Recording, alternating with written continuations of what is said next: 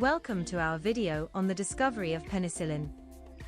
Alexander Fleming, a Scottish scientist, is credited with discovering one of the most important drugs in medical history, penicillin. But did you know that this discovery was actually accidental? In 1928, Fleming was working in his laboratory at St. Mary's Hospital in London, studying the bacteria that caused infections. One day, he noticed that a mold had grown on one of his petri dishes that he had left out. At first, he thought nothing of it and was going to throw the dish away, but something caught his eye.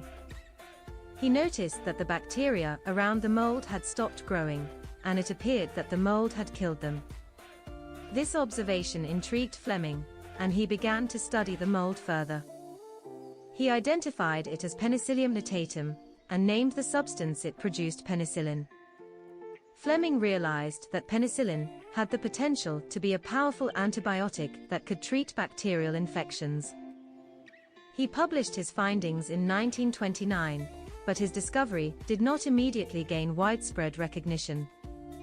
It wasn't until the 1940s that penicillin was mass-produced and became widely available to the public.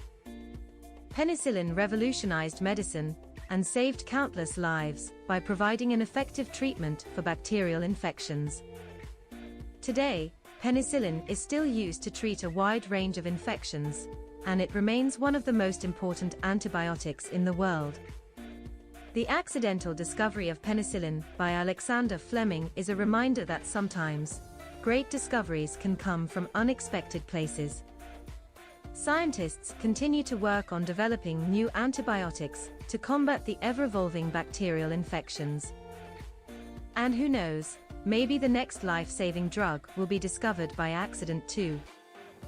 Thank you for watching our video on the discovery of penicillin. Don't forget to like and subscribe to our channel for more interesting videos.